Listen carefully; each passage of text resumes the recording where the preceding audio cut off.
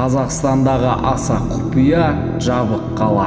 Сіз қалаға кірмек түгілі бір адым аттап баса алмайсыз. Башпайыңыздан бастап басыңызға дейін тексереді.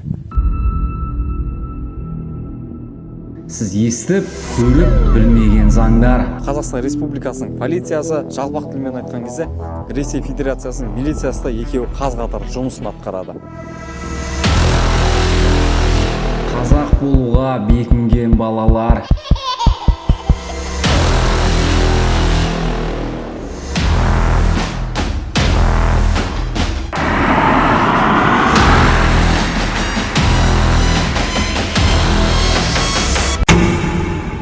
Түнгі 10-нан кейінгі тыныштық.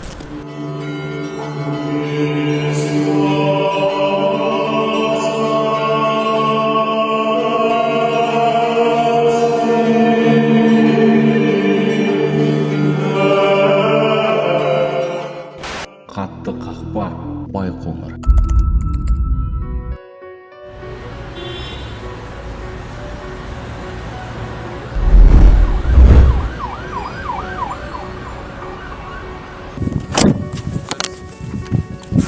Запись да? Давай. Әлемдегі ең ірі әрі ең тұңғыш ғарыш айлағына келдік. Ежелден қазақ жергіндік деп атаған жерге жеткеніме дәл қазір мен қуанып тұрмын. Адамзат баласының ең үлкен жетістіктері орындалған қала. Біліп тұрсыздар ғой, бұл әрине Байқоңыр режимдік тұтас қала. Телефонымда арнайы тіркеу және рұқсат қағазы бар. КПП-ның кезегінен кідірмей өттім. Егер бұл рұқсат қағазы болмаса, сіз қалаға кірмек түгілі бір адым аттап баса алмайсыз. Башпайыңыздан бастап басыңызға дейін тексереді. Одан кейін ғана жергіндіктің төріне шығуға мүмкіндік аласыз. Қазақстандағы құпияға толы ең жабық, қызық қала Байқоңырға кіргелі тұрмыз. 7-7 телеарнасы абырой бағдарламасы Бақдәулет Ерланұлы. Тап осы күні төбеден жауған қар Төретамның түрін одан әрі сұст еткендей. Ескі үйлер, көне жолдар, жол бойын жанталаса тазалаған бір топ адам. Бүгін Байқоңыр бізді бір керемет осындай ерекше ақ ұлпа қарымен қарсы алды. Жалпы қалада осындай қар ара-арасында ғана сирек жауып тұрады екен. Ауа райын алдын ала біліп, тіпті осы басымыздағы ушанка дейді ғой, бас киімімізге дейін дайындап алдық. Қалада тазалық жұмыстары қазір тамаша деңгейде жүруде. Қар жауа салысымен осындағы кісілер қарларды тазалап, көріп тұрсыздар мынандай тракторлармен керемет енді. Қаланың орталық көшелерінің бірі, қала шағын болғанымен жалпы қызықтайтын жерлері көп екен. Сөйлесіп көреміз болмыз адамдармен. Ассалаумағалейкум. Қалайсыздар, амансыздар ма аға? Түркістан қаласынан арнайы келіп қалдық Байқоңырға. Жағдайыңыз қалай өзіңіздің? Қар бүгін жауды ма? Жоқ, қар жауып отыр ғой. Бұрынғы қардың жұмысында жүріп жатырмыз. Иә. Өзіміздің жұмысымыз осы. Иә. Қаланың тазалығына қараймыз. Осы күнделікті жұмысымыз. Нешеде аяқталады жұмыс? Жұмыс 6-ға дейін. 6-ға дейін ба? Қазір жарты сағаттан кейін аяқталайын деп тұрған ғой, иә? Енді тағы да 1 сағат қосып жатыр, 7-ге дейін деп. Негізі жұмысымыз 6-ға дейін. Өйткені мынау қардың көп жауына байланысты. Өйткені үлгіре алмай жатырмыз. Техниканың өзі де үлгіре алмай жатыр осы тұрғанда. Соған байланысты шамалы уақыт қосылып жатыр енді. Байқоңырдан боласыз ба өзіңіз? Мен негізі өзім Қазалы жақтікім. Қазалыдан боласыз, Байқоңырда жұмыс істейсіз. Иә. Бір сұрақ сізге. Жалпы бақыттысыз ба өзіңіз? Шүкір Аллаға. Осы күніме де шүкір. Әйтеуір жұмысым бар. Әйтеуір шүкір ғой, әйтеуір. Жұмыссыз жүрген жандарда қаншама ғой. Әйтеуір осы жұмысыма да, осы тауып отқан табысыма да әйтеуір несібеміз ғой, әйтеуір еңбекпен келіп жатыр. Екі қолға бір күрек. Екі қолға бір күрек әйтеуір. Қашанда осы ғой. Ер адамға екі қолға бір күрекке жұмыс табылады ғой. Жұмыс таңдайтын уақыт емес қазір. Дұрыс айтасыз. Қандай жұмыс болса да істей беру керек енді. Екіншек еркектерге не айтасыз өзіңіз? Енді білмеймін, оларға да осындай өнеге болсын деймін, енді осындай жұмыс таңдамасын, қандай жұмыс болса да әйтеуір екі қолға бір күректе жұмыс істей берсін. Әйтеуір бәріміз ер адамбыз ғой. Ер адам ол еңбек ету үшін жаралған адам ғой енді. Халқына қызмет ету керек. Дұрыс айтасыз. Қаланың тазалығына қарау керек дегендей. Жасыңыз нешеде өзіңіз? Жасым 30-да. Үйленгенсіз ба? Жоқ, бойдақпын. Енді бұйырғанын көреміз. Қашан үйленесіз енді? Енді Алланың қалауымен ғой, бұйырғаны ол адамның не емес, ол Алланың несінде ғой, қалауында ғой. Қазақта әндер болады ғой, көшедегі ару, жалпы көлденең ару деген сияқты. Көшеде бір өзіңіз ұнатқан аруды бір сыртынан тамашалаған кезіңіз болды ма ұнатып? Шынымды айтсам, оны білмеймін, есімде жоқ точно. Енді кездер болған шығар, енді білмейміз ғой, енді ол кездер өтіп кетіп жатыр. Сұлу қыздар жүреді ғой мына көшемен, жүреді ғой. Енді қазақтың қыздары қашанда сұлу ғой, әдемі ғой енді. Енді үйленіңіз Алла қаласа. Алланың қалауымен бұйырса деп жүрміз ғой әйтеуір. 30-да орда өзіңіз. Екі қолға бір күрек табылды.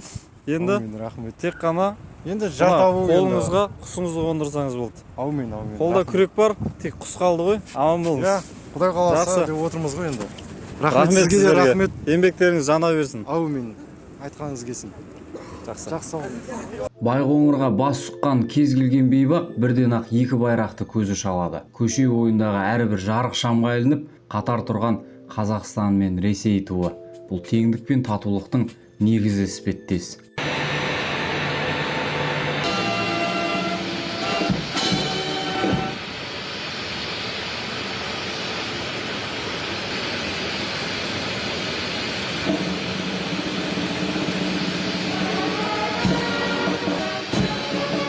Қала ұзақ жылдар бойы аса құпия нысан болды. Жергілікті тұрғындар да, әскери мамандар да қаланы он алаң деп атап келген. Қызықты бір фактпен бөлісе кетейін, көрермендер, 24 қазанда Байқоңырда ешқандай ракета әуеге қарай беттемейді. Себебі бұл күн жалпы ғарыш адамдары, ғарыш майталмандары үшін қайғылы да қаралы күн. Кезіндегі мәскеулік шенеуніктер тіпті Хрущевтің өзі Октябрь революциясына тосынсы ретінде дайын болмаған ракетаны ұшырамыз деп қайта-қайта асыққан. Нәтижесінде не болды? 80-ге жуық адам сорын кешті. Нақтырақ айтсақ, 78 адам 20 секундта ракета жерге құлап, тірідей жанып кеткен. Ал тірі қалғандар дәл сол сәтте есінен ауысқан деседі. Бұл жалпы 1960 жылдары болған оқиға. Дәл қазір менің артында тұрған СССР, яғни Союз ракетасы. Ғарыш саласы енді қарыштап дамып жатқан кезде осы бір ракеталар сол кезде ұшырылған. Жалпы осындағы мамандар айтып жатады, бұл ракеталар әлі күнге дейін қолданыста бар. Бұл Королев көшесінің бойында тұрған шынайы ракетаның үлкен бір үлгісі. Көріп тұрғандарыңыздай өте жалпы көз қуантарлық керемет дүние.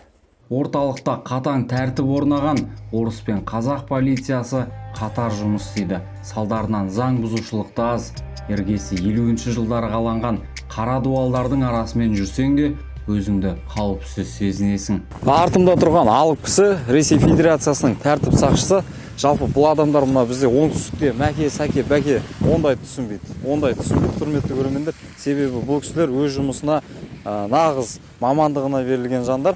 Тіпті сіз бағдаршамнан бұрылар сәтте сарыдан өтіп кетіп, немесе қызылдан өтіп кетіп, қауіпсіздігін белдігін тақпасаңыз, сізге міндетті түрде айыппұл салынады. Енді бізге бұл кісімен сұхбаттасуға әрине мүмкіндік болмады, оған арнайы рұқсат керек. Дегенмен де қалада тәртіп тыныш. Қазақстан Республикасының полициясы, жалпақ тілмен айтқан кезде Ресей Федерациясының милициясы да екеуі қаз-қатар жұмысын атқарады. Зато қала тыныш. Мұнда қала мері екі ел президентінің ортақ келісім аясында тағайындалады. Ал жабық қалада 73 мыңдай халық бар, 60%-дан астамы Қазақстан Республикасының азаматтары. Ал қалған 30% Ресей, 10% шетелдіктер. Орталық алаңға ұқсайтын тағы бір жерге келдік енді. Көрсетпеске болмас. Бұл жерде де бір мүсін бар екен, ескерткіш бар екен. Тағы да тазалық жұмысымен айналысып жатқан ағалар алдымыздан шықты. Аға, ассалаумағалейкум. Уағалейкумассалам. Қалайсыздар, жақсыздар ма? Шүкір Алла. Мына енді мен Байқоңырдан адам емеспін. Байқоңырдысыз ба өзіңіз? Бұл алаң не деп атайды? Бұл академик Шубниктің атына берілген алаң ғой. Аха. Соның құрметіне. Ол кісі кім болған? Ол кісі осы академик ракетаны ұшыруға қатысқан еткен конструктор есебінде. Ескерткішіне қондырылған сыйлық есебінде беріліп соған. Ұлы Отан соғысына ескерткіш есебінде қондырылған. Шумник деген кісі жалпы ғарыш саласына үлес қосқан кісі ғой. Аға, енді мен өзіңізден бірдеңе сұрайшы енді. Осы жерде жұмыс істейсіз өзіңіз. Бала кезіңізде бір космонавт боламын деп армандадыңыз ба? Біздің армандар СССРмен бірге кетті ғой. Қандай арманыңыз болып еді? Ой, Айтыңызшы. Толқып тұрсыз ба? арман болды ғой талай. Орындалмағасын ол армандар. Қайтып сағынасыз ба сол дәуірді? Енді адам жастық шағын неге сағынбайды? Жастық шағыңыз кеңес үкіметі кезінде өтті. Кеңес кезінде. Нені армандадыңыз енді аға? Жасырмай айтсаңызшы. Жасырмай айтсаңызшы, нені армандадыңыз? Арманыңызды бүкіл дүйім ел білсін да. Іште қалып кетпесін аға. Орындалмаса да айтыңыз. Бір кішкене біреуін айтсаңыз мен қуанып қалатын едім.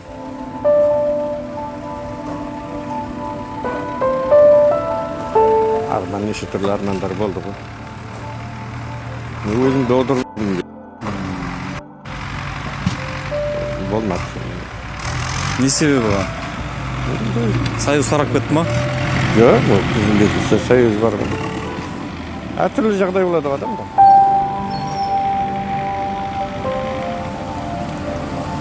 Солай енім ол. Көңіліңізді жабырқатсам ренжімеңіз. Дұрыс па бәрі? Болды көке. Аман болыңыз мені.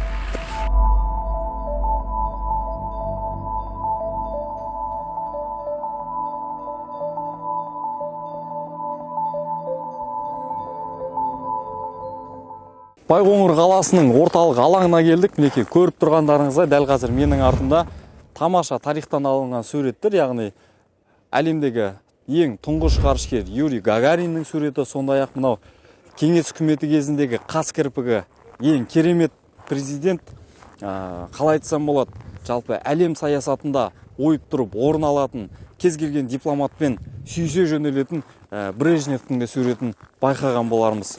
Мынау артында космодром деген кафе.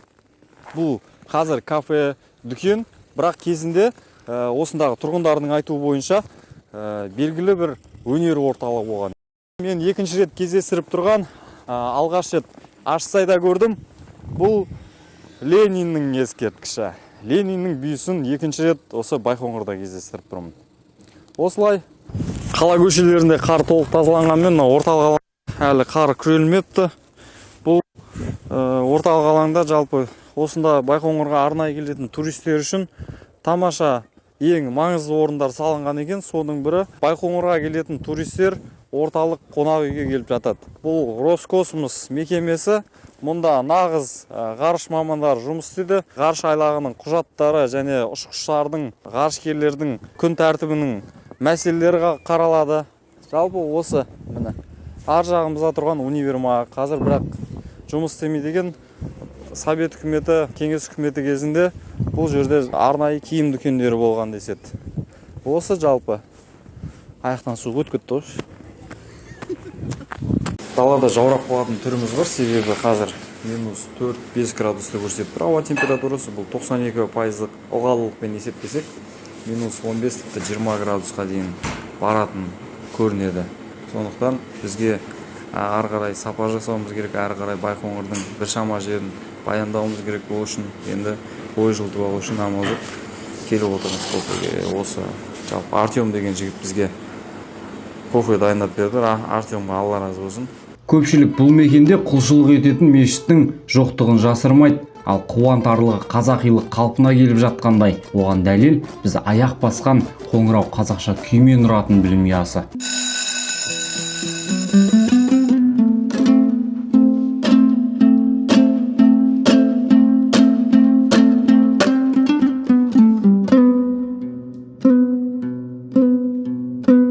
Байқоңырға келмеген, көзімен көрмеген кез келген адам мұнда енді орыстар көп шоғырланған ғой, орысшаланып, орыстанып кеткен өңір деп атауы мүмкін. Дегенмен осы бір түсініктің қате екенін сіздерге түсіндіргім келеді.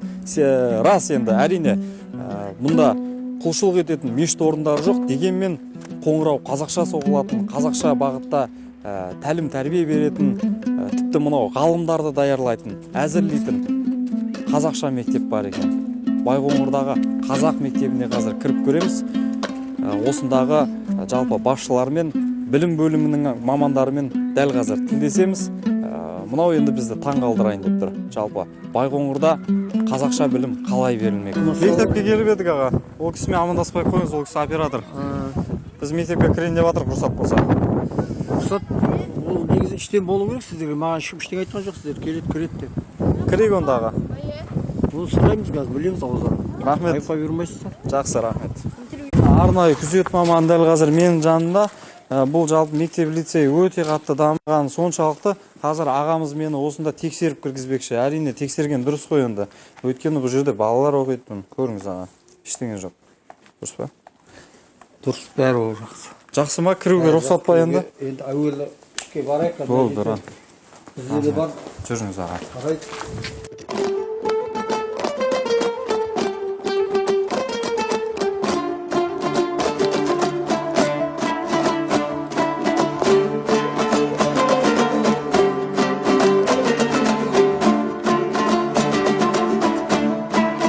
Қазіргі таңда Байқоңыр қаласында 5 мектеп жұмыс жасайды. Оның 5 мектепте 5227 бала білім алуда Қазақстан стандарты бойынша. Және 5 мектепке дейінгі білім беру ұйымы бар. Есім кім болады? Жетенов Мақсат. Мақсатың қандай? Мақсатым осы робототехника үйірмесін жаңа уровеньге шығарып, әр елге осы робототехника қандай жақсылығын көрсеткім келеді. Мен осы астрономия бағытына қызыққаныма соңғы осы 2 жылдықта қызығушылығым артты. Жалпы астрономия бағыты ол өте бөлек, ерекше сезімге бөлендіреді. Сонымен қатар осы телескоптың көмегімен мен түрлі ғылыми жобаларға қатысып жүлделі орындарға ие болдым. Соңғы зерттеген ғылыми жобам ол ай фазаларының жаһандық жылынуға әсерін бақылаған болатынмын. Әзірге Байқоңыр тағы 25 жыл Ресейдің тізгінінде. Қазақ жерінің меншігі болғанымен 2050 жылға дейін жалға беріліпті.